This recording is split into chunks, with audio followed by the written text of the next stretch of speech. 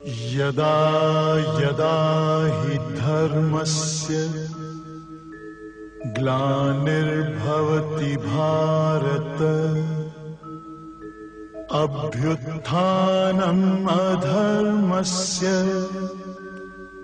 तदात्मानं सृजाम्यहम् परित्राणाय साधूनां विनाशाय च दुष्कृताम् धर्म संस्थापनार्थाय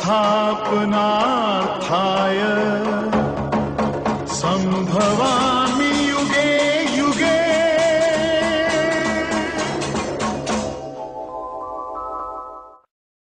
दो भगवान दर्द की दवा तुम्हारे पास है, दर्द की दवा तुम्हारे पास है, जिंदगी दया की है भीख मांगती, मन में बसा कर तेरी मूर्ति उतारूं मैं गुरुवर तेरी आरती।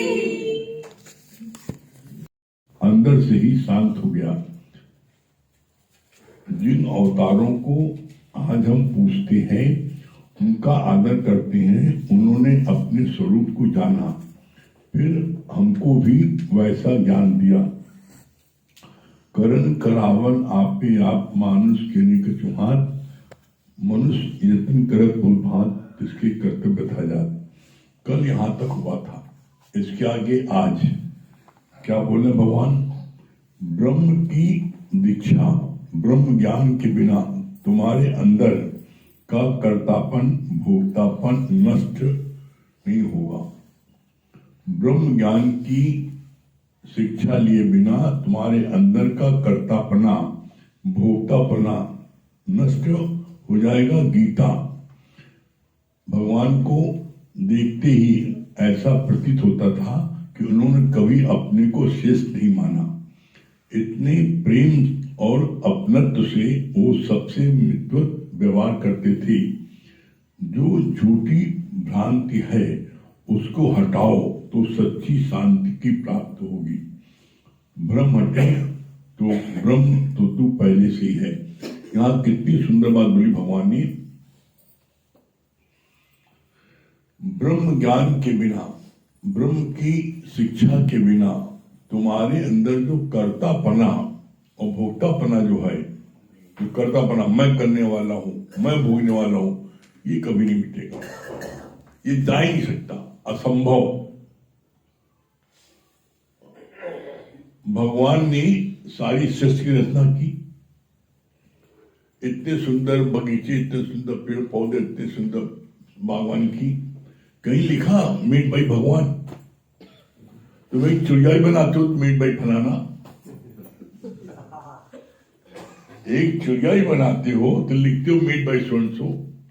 भगवान ने इतनी वैरायटी, अब सोचो, कल्पना करो कि पूरे वर्ल्ड में कितने अरब लोग हैं, करोड़ छोड़ दो, कितने, सबकी शक्ल अलग।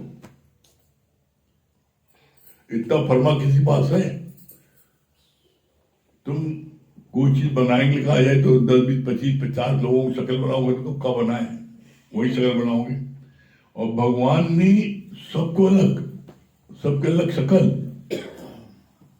कितने वो बताओ, कैसी सृष्टि की बताओ रचना की है। कभी कभी विचार करो तो मन झूम जाता है और मानने को मजबूर हो जाता है कि ब्रह्म एक शक्ति है। कैसे? ऊपर आकाश, नीचे पाताल, बीच में धरती, न कोई खंबा न कुछ। वाह मेरे मालिक, तूने कर दिया कमाल। तुम बताओ, एक हाल बनने में 10 खंबे दिए जाते हैं। एक हाल बनने में 10, एक कमरा बनता उसमें 4 खंबा होना जरूरी है, बिना उसके टिक ही नहीं सकता। और इतना बड़ा पूरा सृष्टि, ऊपर आकाश है, नीचे पाताल है और बीच में धरती, जहां लाखों करोड़ों अरबों पेड़ पौधे कितने, एक वृक्ष गिर जाए तो 20 लोग नहीं उठा पाते,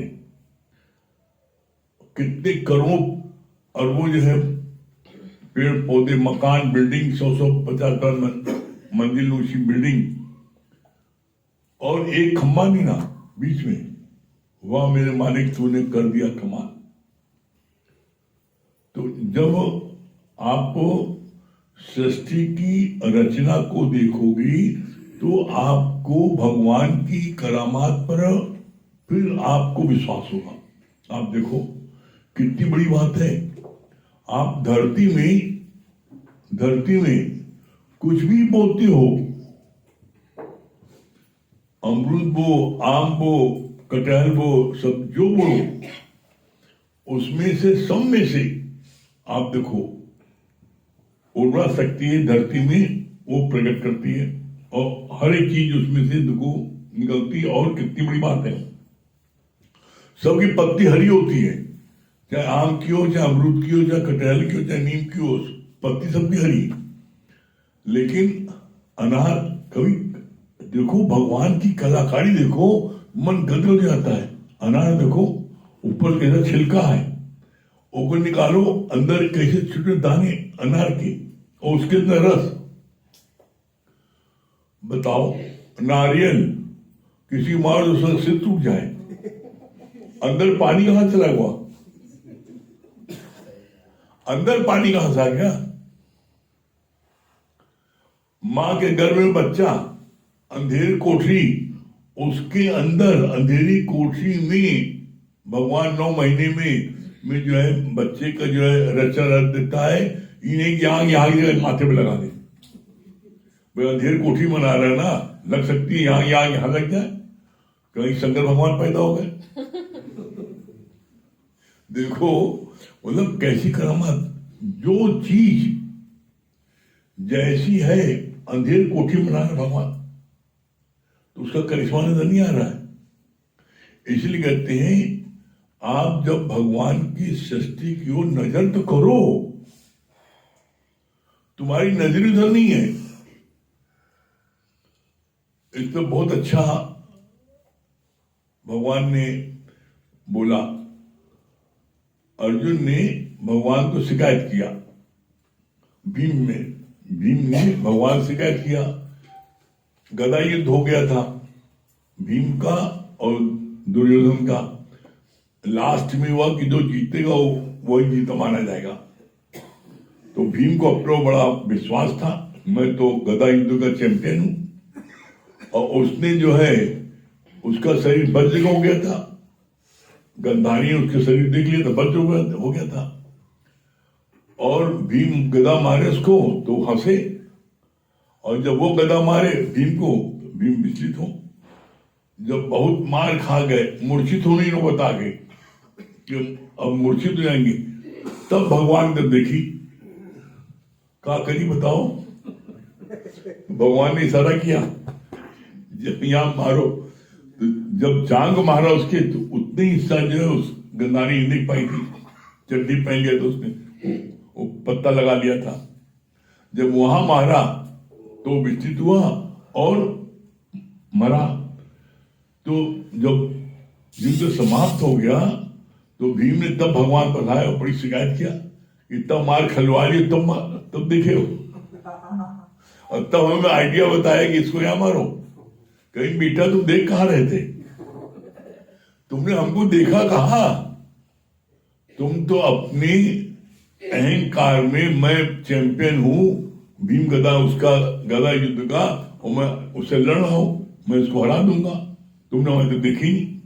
और जब तुम मार खाने लगे और मूर्छित होने लगे, जब देखे कि अब हमारे जो है अब तो मूर्छित में गए काम से, तब तुम ढूंढे भगवान कहाँ है, तब भगवान ने तुम्हें इशारा किया यहाँ मारो, तब तुमको सफलता मिली।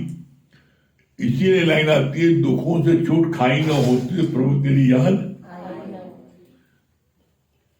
उसको गलत फहमी थी कि मैं जीत जाऊंगा, मैं हूं, अरे उसका शरीर बदल हो गया था, असर नहीं करे। इसीलिए कहते हैं किसी भी कार्य को करने के पहले भगवान जब देखो, भगवान का इशारा देखो, भगवान क्या इशारा कर रहा है। अब तुमने इशारा समझा नहीं और लड़ने में बैठे, और जब मूर्छित होने लगे, बहुत मार खा गए, तब भगवान देखा, तब भगवान युक्ति बताई कि उसकी जाग मारो, तब जो है वो। तो यहाँ पर किसी भी कार्य को भगवान से पूछ के, गुरु से पूछ के करोगे तो उसमें तुमको सफलता गारंटी मिल जाएगी। और जब अपने मन से करोगे तो उसमें तुम जो है असफल होगे, डूबोगे। इसीलिए लाइन आती है, मन मत डुबोए और गुरु मति तारे। हे मेरे मन, चलना गुरु के इशारे। अर्जुन अपने मन के इशारे पर चल रहा था और युद्ध कर रहा था, हार रहा था, मार खा रहा था। जब भगवान के इशारे से उसने युद्ध किया तो जीता। फिर कितनी अच्छी बात बोली भगवान ने यहाँ पर कि कर्तापना हर व्यक्ति के अंदर भरा है। वो कर्तापना, जब तुम ज्ञान सुनते हो गुरु मुख से गीता का, तो तुम्हें याद आता है, जहां कहीं बात होती है मैं करने वाला, तुरंत याद आता नहीं, भगवान ने क्या बोला है, करन करावन आपे आप मानुष के नहीं कछुआ बोला उन्होंने।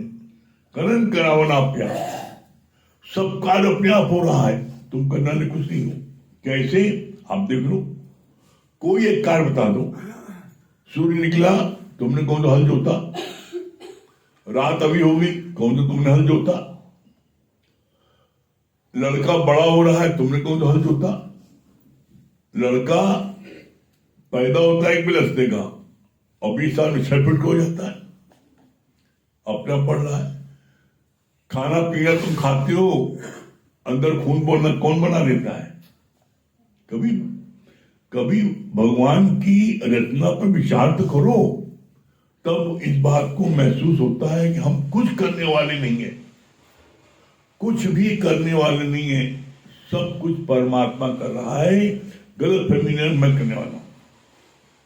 और जब आप इस बात का विश्वास मान लोगे कि सब कुछ परमात्मा कर रहा है, तो कभी भी तुम्हारे अंदर में कर्तापने का या भोक्तापने का कि हम भोग रहे हैं, हमें कष्ट नहीं है। भगवान ही कष्ट उठा रहा है। अगर तुम्हें कष्ट भगवान देता है तो भगवान ही उठाता है कष्ट। क्यों? अपने बच्चे को तुम कितना वजन देते हो? जितना उठा सकता है। इसी तरीके से भगवान भी अपने बच्चों को उतना ही कष्ट देता है जितना बच्चा उठा सकता है। तो कभी मत सोचना कि परमात्मा मेरे साथ अन्याय कर, अन्याय कभी नहीं करता परमात्मा, हमेशा न्याय करता है। फिर क्या बोला?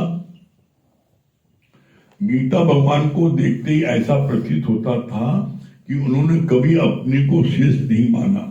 इतने प्रेम और अपनत्व से वो सबसे मिलते व्यवहार करते थे। किस बात के लिए? गीता भगवान ने हमेशा कहते तुम मेरे मित्र हो। मित्र क्यों? क्योंकि कैसी भी कोई बात भी हो, व्यक्ति अपने पक्के मित्र को सब बात बता देता है। अपने घर में माँ बाप को, भाई बहन को, घर में पड़ोसी किसी में छुपाता है, लेकिन मित्र को उसके पेट में उबाल आने लगता है, मित्र बताना दे, मित्र को बताता है। तो इसीलिए गुरु बोला गुरु तुम्हारा मित्र है। क्यों? क्योंकि तुम जब मित्र मान लोगे तो तुम अपनी हर बात को बड़ी सरलता से कर लोगे। हम देखते हैं कितने लोग इसे कहते हैं, हम बड़ा डरते हैं पूछने में। हम इसलिए डरते हो कि तुम बात नहीं करते हो, इसलिए डरते हो तुम संग नहीं करते हो। अगर तुम संग करोगे, जब हम लोग कहीं जाते हैं, किसी जगह जाते हैं, तो जो लोग भी साथ रहते हैं उनसे ऑटोमेटिक घनिष्ठ हो जाती है। भाई जब साथ रहोगे तो साथ में उठेंगे, बैठेंगे, खाएंगे, पिएंगे, चाय पिएंगे, बातचीत होती है। और जब आप जैसे जैसे बात करते आओगे वैसे वैसे अंदर से आपका डर समाप्त होता जाएगा। और जब आप बात नहीं करोगे तो डर समाप्त नहीं होगा, डर बना रहेगा। और जब डर बना रहेगा तो तुम फिर पूछोगे नहीं, डर लगेगा पूछने में। और जब डर समाप्त हो जाएगा तो आप मित्रवत हो जाओगे, तो आप हर चीज अपनी पूछ सकते हो बड़ी सहजता से। कभी आपको जैसे अपने पक्के दोस्त से आप अपनी हर बात कर लेते हो, कोई संकोच नहीं करते कि बात करेगी ना करी। कि बात करेंगे ऐसा, क्या सोचेंगे हमारे लिए, हमारा मित्र क्या सोचेगा, कुछ नहीं, एकदम सहजता बात करते हो। उसी तरीके से जब आप अपनी सारी बात सहजता से गुरु से भी कर सकोगे, तभी आपके अंदर हल्कापन आएगा। क्यों? क्योंकि मन में एक भी बात अगर रह गई, मन में एक भी बात रह गई, आपने नहीं पूछा, तो एक बात मतलब क्या हुआ, एक मन 40 शेर का होता है। अब 40 शेर तो अपने सिर पे लाते हो, कितनी दूर चलोगे, थक जाओगे। इसीलिए बोला गया है, इस ज्ञान में सबसे बड़ी रुकावट क्या है, तुम्हारा अपना मन। तुम्हें मन पूछे नहीं देता, मन बताता है, कहता है, अगर मन में कोई प्रश्न उठता है तो कहता है तो बेटे तुम्हें कमजोरों का, तुम्हें बुद्धू का है। सब लोग क्या सोचेंगे, बड़ा बुद्धू जनता नहीं ना। तो मन पूछने नहीं देता, बात नहीं कर देता। तो मन को नो करो और गुरु को यस करो, तो जीवन में बहुत तेजी से तरक्की होगी। फिर क्या बोला भगवान ने, उन्होंने कभी अपने को श्रेष्ठ नहीं माना, इतने प्रेम से और अपने से वो सबसे मित्र व्यवहार करते थे। जो झूठी भ्रांति है उसको हटाओ तो सच्ची शांति की प्राप्त होगी। झूठी भ्रांति क्या है और सच्ची शांति क्या है? झूठी भ्रांति है कि मैं फलाने का बेटा हूं, मैं फलाने का पति हूं, मैं फलाने का पिता हूं, ये झूठी भ्रांति है। और जब तुम इस भ्रांत में फंसे रहोगी तो तुमको जीवन में कभी भी शांति नहीं मिल सकती। आपको जीवन में शांति कब मिलेगी? जब ये भ्रांति हटेगी, मैं पापा नहीं, मम्मी नहीं, बेटा नहीं, मैं ब्रह्म हूं। और इसीलिए कहा जाता है मैं ब्रह्म हूं, मैं ब्रह्म हूं, ये सबसे बड़ा जाप है। और मैं जीव सबसे बड़ा पाप है। इसके अलावा कोई साधन नहीं है। जैसे दादा भगवान ने बोला, अनुभव किया, वैसे आप भी अनुभव करो। दादा भगवान ने क्या अनुभव किया, क्या बोला? बोला I feel my self God, निराकार ब्रह्म, ये बोला उन्होंने। तो क्या आप ऐसा एक पल भी महसूस करते हो, I feel my self God निराकार ब्रह्म? कब करोगे? उसका भी टेक्निकल कारण है। जब तक अपने मन की सफाई नहीं करोगे, तब तक तुम अपने अंदर ब्रह्म नहीं देख सकते, ब्रह्म का आभास नहीं कर सकते। इसीलिए कहा जाता है अपने मन की करो सफाई और तभी देगा प्रीतम मन भगवान, गुरु दिखाई पड़ेगा। अपने मन की करो सफाई। जब तुम्हारा मन एकदम पाक पवित्र हो जाएगा, साफ हो जाएगा, तुम्हें परमात्मा एकदम उसी प्रकार देखेगा शीशे में जैसे तुम अपनी शक्ल देखते हो। करके देखो, और अगर दिखाई न पड़े तो हमको बताना।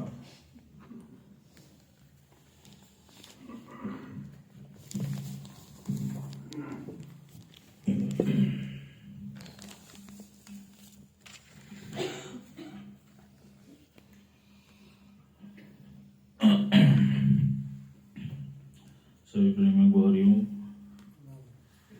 देखिए सच बात है, आज गुरु ने सबके भीतर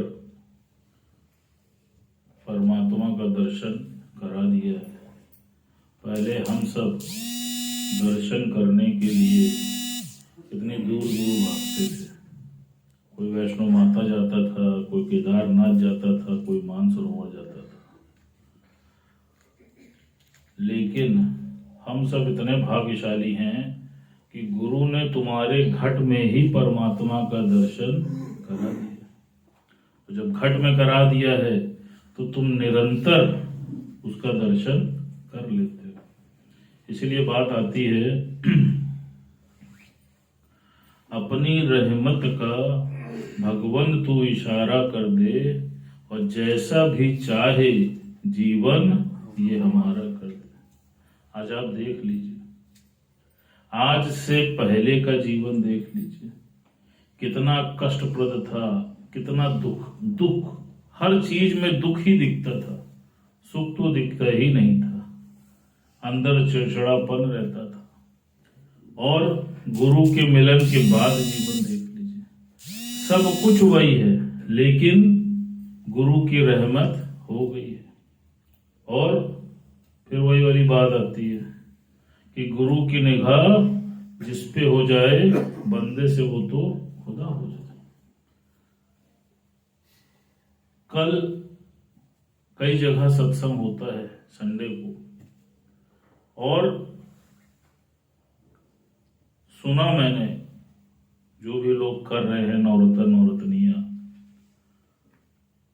इतना गुरु के ज्ञान में फक्र हो रहा था कि कैसे धारा प्रवाह बोल रहे हैं, कहीं कोई भी अटक नहीं रहा है, और कितना विश्वास उनके अंदर जागृत हो गया। जैसे गुरु कहता नहीं है कि तुम तो अपनी मुक्ति की चिंता करना ही मत, तुम तो औरों को मुक्त करके आओगे। तो जब सुना तो महसूस हुआ कि सही बात है, जैसा गुरु जी कहते हैं वो भाव, वो कॉन्फिडेंस, वो आत्मविश्वास, वो जो भी लोग बता रहे थे सबके अंदर दिख रहा था। आज आप सोचिए कि आप 4 बेटे होते हैं तो 4 बेटों को बराबर से पढ़ा नहीं पाते, बराबर से वो क्वालिटी उनके अंदर ला नहीं पाते। एक आध को कर लेते हैं लेकिन 2-3 बाकी अच्छे निकल जाते हैं। लेकिन गुरु की महानता लग रही थी कि आप सोचो कि कितना मेहनत किया है। जैसे बात चलती है, खुद को जो मिटाया तूने फिर हमें बनाया है, और आज हम सब के दिल में तू ही तू समाया है। कैसे गुरु जो कहता है वो करके दिखाता है। गुरु क्या कहता है कि तुम जाना और मुख खोलना, तुम नहीं बोलोगे मैं बोलूंगा। महसूस होता है। तो अब आप सोचो कि जीवन में सबसे अधिक हमारे वैल्यूएबल कौन है? हमारा गुरु है। क्यों? क्योंकि आज जीवन में जो कुछ भी हम सबको प्राप्त है, जैसे गूंगा गुड़ खाए और बता ना पाए, आपको क्या प्राप्त है ये आपका अंतर मन जानता है, कोई दूसरा नहीं जानता है। जैसे मेढक ने एक बार समुद्र की मछली से पूछा कि तुम्हारे समुद्र में कितना पानी है, बोल के पुक्क से कूद गया। कहा इतना है? कहा नहीं। कहा बहुत है? कहा नहीं, मुझे तो लगता है इतना है। कहा नहीं, समुद्र में तो बहुत पानी है। कहा ठीक इसी प्रकार दुनिया में जब तुम किसी से अपने भाव को व्यक्त करते हो, गुरु की महिमा को बताते हो और आनंदित रहते हो, तो उसको यकीन नहीं होता कि ये इतना प्रसन्न कैसे है। क्यों? क्योंकि वो तो दुख के सागर में डूबा हुआ है। और जब तुम गुरु की शरण आ जाते हो तो तुम भी तालाब के मेढक से हटके समुद्र की मछली बन जाते हो। और जब तुम्हारे भीतर ये ज्ञान आ जाता है तो आज आप देख लो, हीरे मोती कहाँ पाए जाते हैं?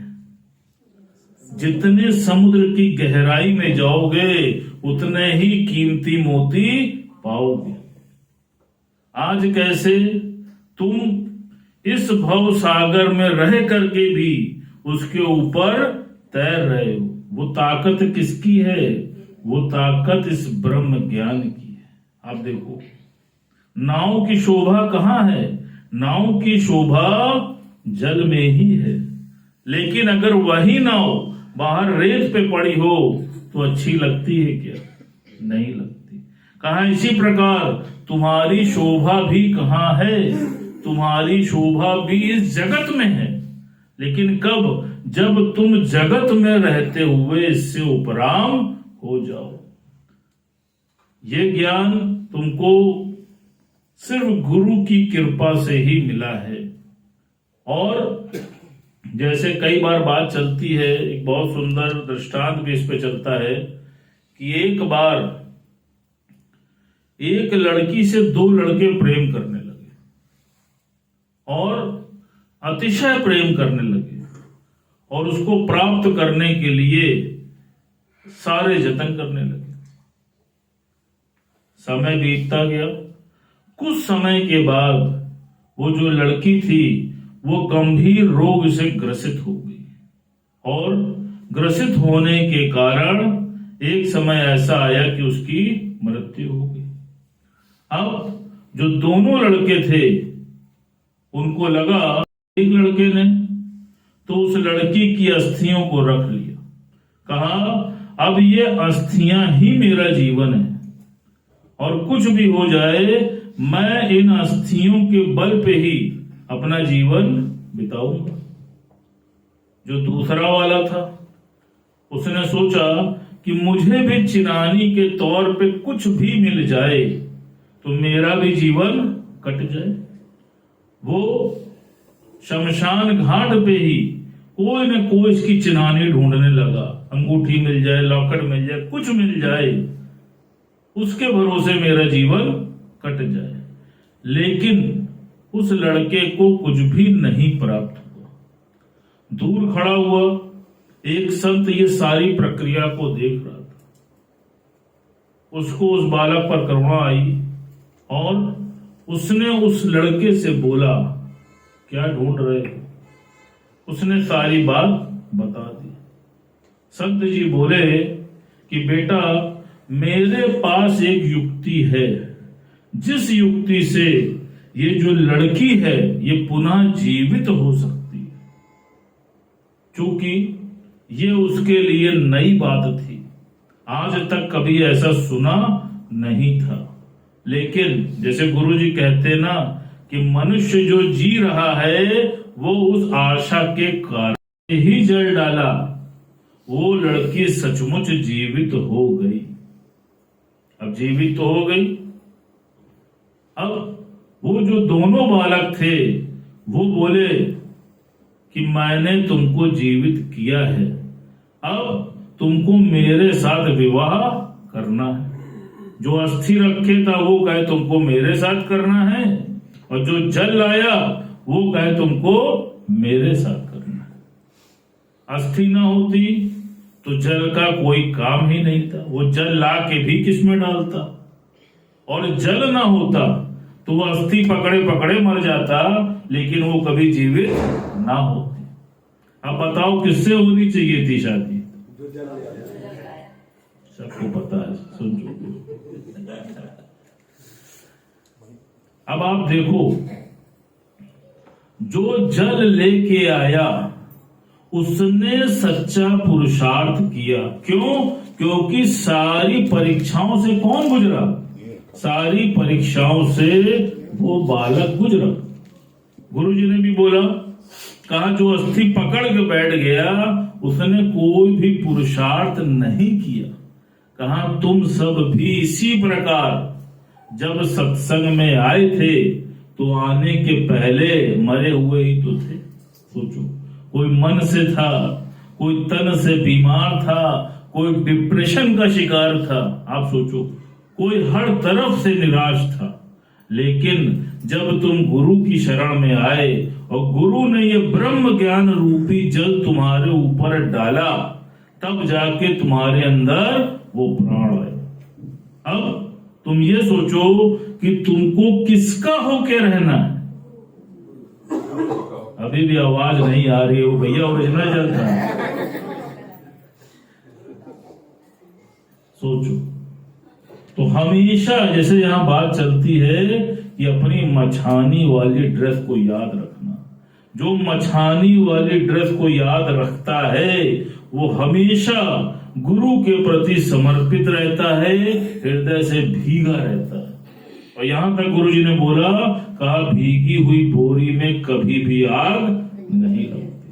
जो बोरी सूख जाती है उसी को अग्नि पकड़ लेती है। तो अगर चाहते हो जीवन में ये प्रसन्नता कायम रहे, ये शांति कायम रहे, ये प्रफुल्लता कायम रहे, तो ध्यान रखना, हमेशा मछानी वाली ड्रेस याद रखना और गुरु का हमेशा शुक्राना और मुस्कुराना करते रहना। हरि बोल।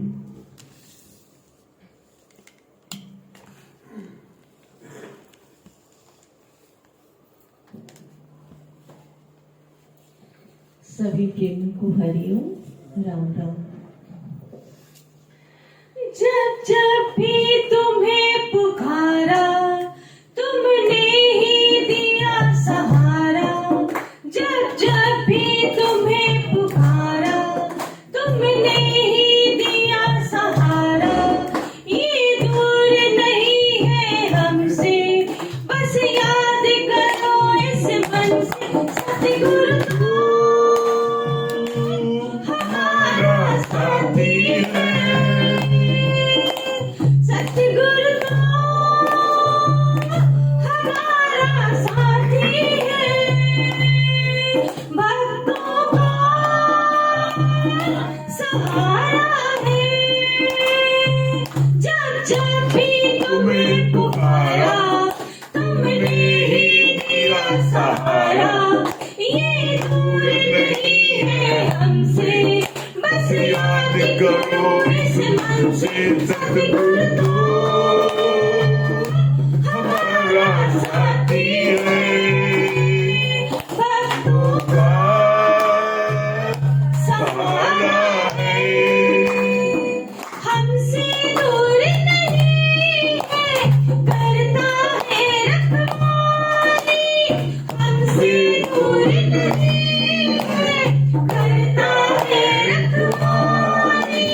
जिसने किया भरोसा, सतगुरु ने डोर संभाली।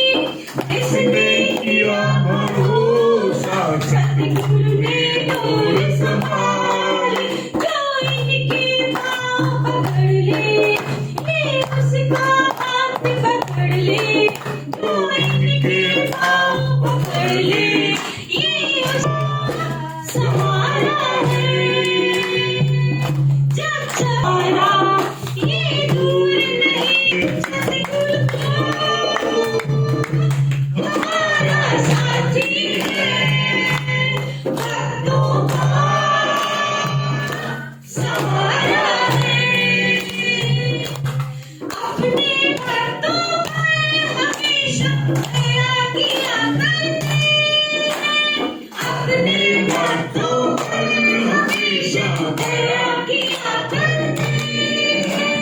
उनको पार लगा दे जो सौंप दिया, लगा दे जो सौंप दिया करते हैं। ये 4 दिनों का जीवन सतगुरु को कर दो अर्पण।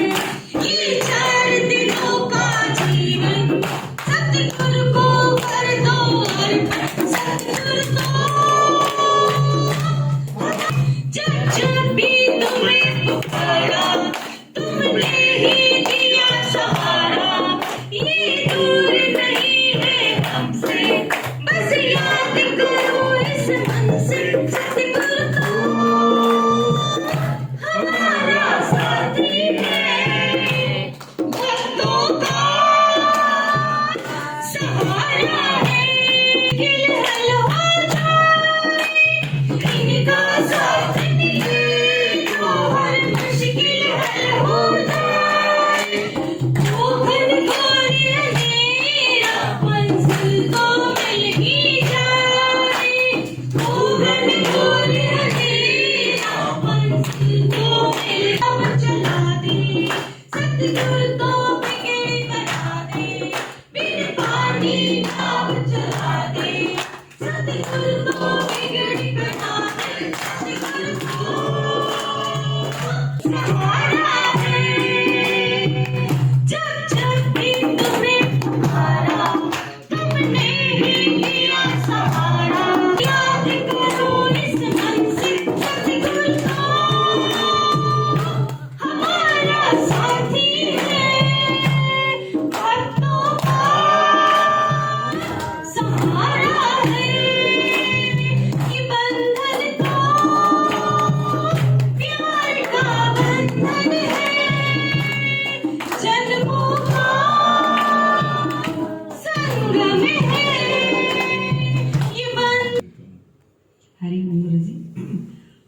अच्छा भी हमें भैया की वाणी आज बहुत अच्छी लगी कि यहाँ से आपने साबित कर दिया कि आप ब्रह्म ज्ञानी गुरु हैं।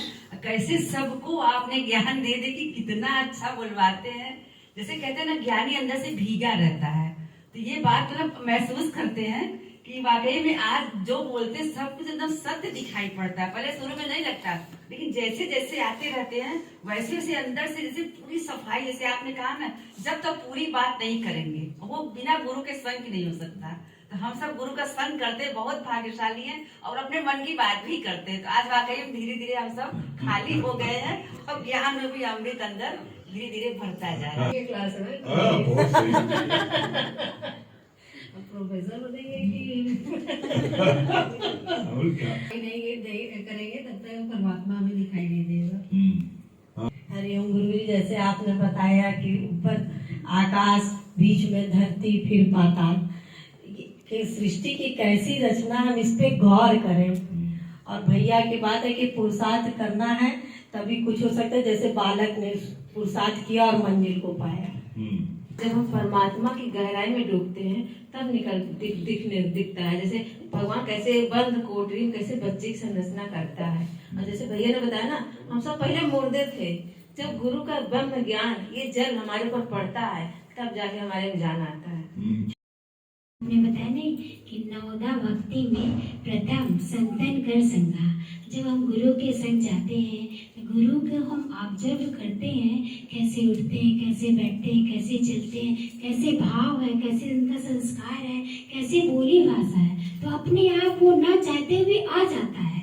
और जब आ जाता है हमें पता नहीं चलता, जब सामने वाला बोलता है तब एहसास होता है कि सच में कभी भी गुरुजी जैसे बोलते ना, जैसे आप कहते ना सोचो ना, तो मेरे मुंह से निकलता लगता है ये तो गुरुजी बोलते हैं। तो सच में वो कहते नहीं कि संग का रंग वो चढ़ जाता है। और जब गुरु से प्रेम हो जाता है फिर डर नहीं लगता, फिर हमारे जैसे लगते सखा है। कोई भी बात पूछना हो, कहना हो, अपना दिल खोलकर पूछ लेते। जो किसी से नहीं कह सकते वो आपसे कह देते। भैया बहुत अच्छा है, कैसे स्टाम्प लगाए। और भाई इनका बड़प्पन है जो कैसे आज हम सबकी सराहना कर रहे हैं। बाकी हम लोग तो कुछ भी नहीं है। हम लोग तो बस आपके चरणों की धूल है गुरुजी। और धूल से कैसे आप फूल बना रहे हैं हमें नहीं पता गुरु। बहुत अच्छी बात लगी भैया ने बताया ना कि पहले जब हम लोग क्या थे, मुर्दे थे, और गुरु ने आकर के इसमें जान डाला तो 7 समुंदर आज हम लोग भी पार कर जाएंगे। जैसे अभी आंटी बता रही थी, तो ये चीज फील होता है कि हम बोलने वाले नहीं हैं, आप ही इस मुख से बोलते हैं। और जैसे आप कहते हैं ना कि याद भी नहीं रहता, और सब लोग जब वाहवाही करते हैं तो लगता है कि क्या गुरु जी ने गढ़ दिया है, क्या जादू कर दिया है। एक दिन ऐसा भी था, अभी जैसे भैया बोले ना कि मछानी ड्रेस को कभी भी अपने नहीं भूलना चाहिए, तो हमेशा शुक्राने में डूबे रहेंगे और उस कपड़े को, उस बोरी को कभी आग नहीं लग सकती है। तो आज फील भी होता है गुरुजी कि क्या जीवन था कि अगर बैठते थे इसी जगह तो मुख से आवाज तो दूर की बात है, जब समय आता था कि मेरे पास माइक आने वाला है, हमसे पूछने वाले, तो हम तो बाहर ही भाग जाते थे। बहुत अच्छी लगी कि सारी दुनिया स्ट्राइक पे है, सब वही शक्ति सारा कुछ कर रही है। ये बात जितने भी व्यक्ति हैं सबका आज पूरी वाणी चली है प्रकृति परमात्मा की रचना पे। तो परमात्मा की रचना तो प्रशंसनीय है, ये उनका शुक्राना करना चाहिए। जल की बात इन्होंने कहा ना, अरे जल से तन को जल से धुलाना सरल है, मगर तन को जल से धुलाना सरल है, मगर मन को निर्मल बनाना बड़ी बात है। तन को जल से धुलाना सरल है, मगर मन को निर्मल बनाना बड़ी बात है। कोशिशें कोई लाखों भले ही करे, कोशिशें कोई लाखों भले ही करे, किंतु सतगुरु बिना ज्ञान मिलता नहीं। ग्रंथ पढ़ ज्ञान पाले न आसान है, ग्रंथ पढ़ ज्ञान पाले न आसान है, अपना आनंद पाना बड़ी बात है, अपना आनंद। मन की करो सफाई तभी जगह पहचान दिखाई, उसकी महानता है, उसने जीवन दिया। तो सच में आज गुरु अगर हम लोगों का, परमात्मा ने तो ये शरीर दिया, ये वही असली कलश है, इसमें जल जब आप डाले तब ये जो है जिंदा हुआ। तो सब कुछ महानता आपने दी।